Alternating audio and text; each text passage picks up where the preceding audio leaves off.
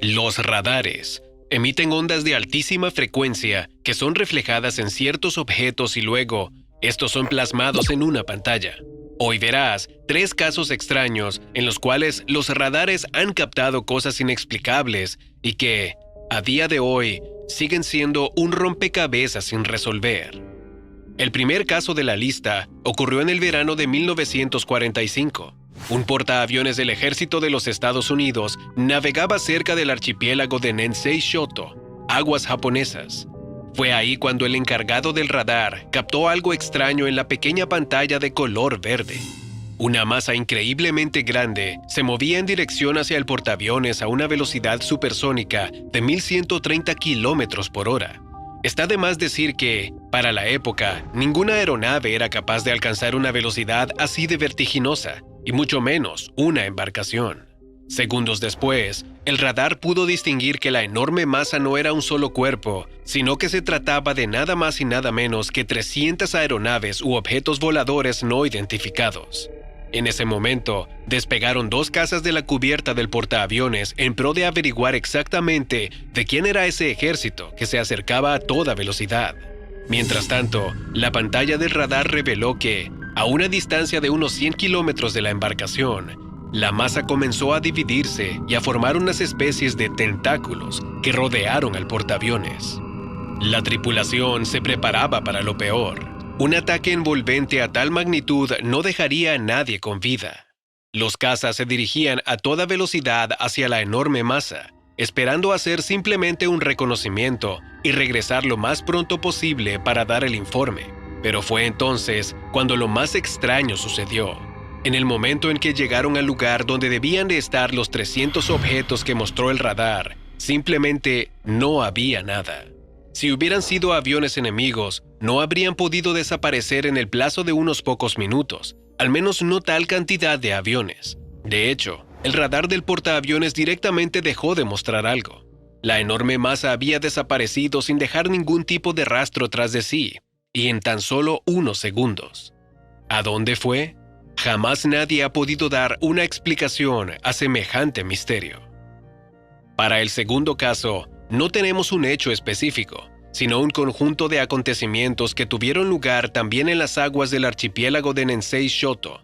Esta zona, más específicamente cerca de la isla de Okinawa, es famosa porque desde tiempos inmemoriales, los marineros han visto cosas extrañas entre la bruma densa marina. De hecho, muchos afirman que hay algo, una presencia que ronda la zona y acosa a los navegantes, pero nadie sabe decir exactamente qué es.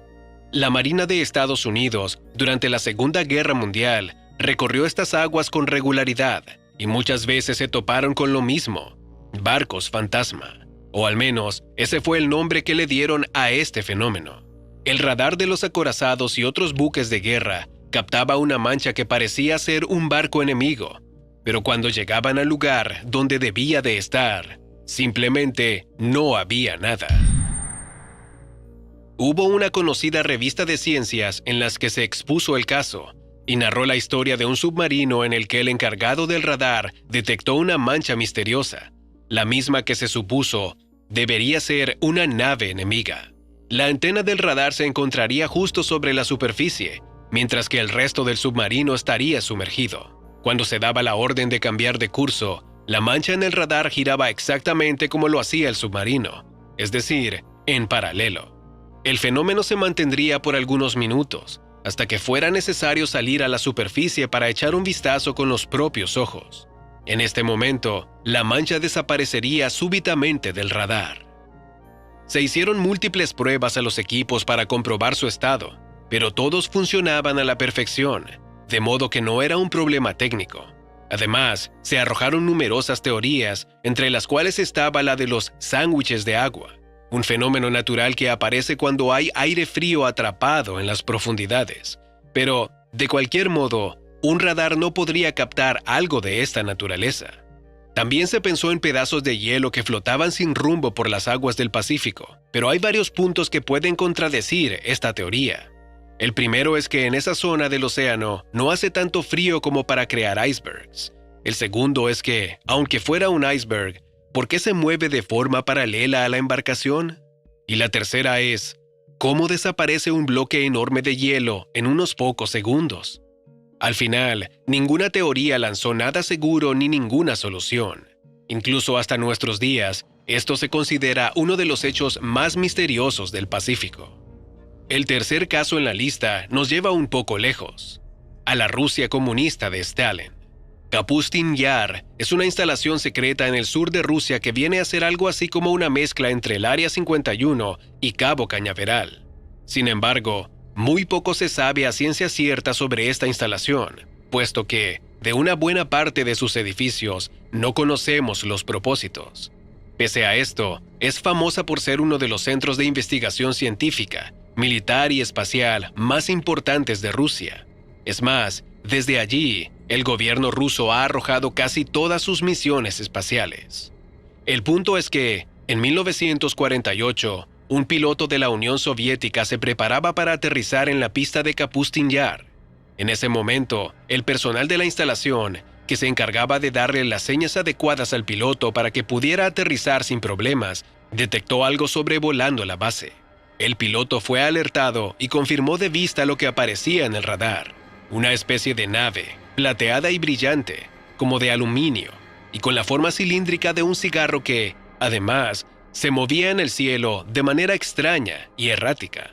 Tal cual era el protocolo, el asunto se le comunicó inmediatamente a Joseph Stalin, y este a su vez mandó la orden de atacar la nave, pensando que se trataba de algún nuevo artilugio de los americanos para el espionaje.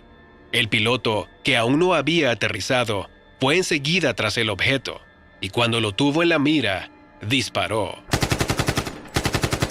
Los investigadores de ovnis dicen que este fue el primer enfrentamiento real entre el hombre y seres de otro planeta, o por lo menos, el primero del que se sabe o se tiene un registro. El combate en sí fue arduo. Pasaron bastante tiempo dando vueltas sobre la base de Kapustin Yar, disparando cada uno con todo lo que tenía y persiguiéndose a gran velocidad. El personal de la base tuvo un auténtico espectáculo en primera fila, un espectáculo que solo podría generar intrigas y múltiples interrogantes. Después de una buena media hora perforando el cielo con disparos, ambas naves estaban en un estado tan deplorable que terminaron por estrellarse sin definir un vencedor. No sabemos a ciencia cierta la fortuna del piloto, aunque hay quien dice que sobrevivió, pero que la Unión Soviética prefirió silenciarlo. Respecto a la otra nave, llamada ahora popularmente como OVNI, se dice que se pudo recuperar junto con los cuerpos de los seres que la tripulaban. Estos, obviamente, no eran humanos, y se supone que estos cadáveres alienígenas se preservan y son estudiados aún en la actualidad en la base secreta de Kapustin Yar. Este asunto salió apenas a la luz, y eso porque un combate aéreo es bastante vistoso y fue difícil ocultarlo de tantos ojos. Pero quién sabe cuántos otros secretos guardan los bloques de edificios de Kapustin Yar, o qué habrán descubierto estudiando los cuerpos y la nave que consiguieron derribar.